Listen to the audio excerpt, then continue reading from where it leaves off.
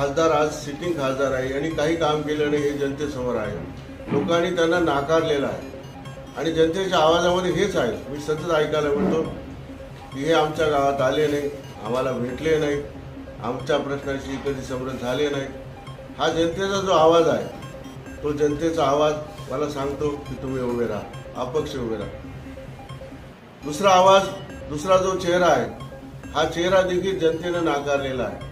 की जो चेहरा, की ज्या चेहऱ्याबद्दल आता मी काय सांगायचं, की ज्या लोकसभेमध्ये कायदे मंडळ आहे, कायदे होतात, त्या लोकसभेमध्ये तशा प्रकारचं भाष्य करणारी व्यक्ती पाहिजे, तशा प्रकारचा अभ्यास पाहिजे. ज्या व्यक्तीला म्हणजे मी म्हणणार नाही काय ते, परंतु ज्या पद्धती कुवत नाही अशा पद्धतीचा चेहरा आपण लोकसभेमध्ये पाठवणार का, हा माझा प्रतिप्रश्न आहे. आणि म्हणून दोन्ही चेहरे जनतेला नको आहेत.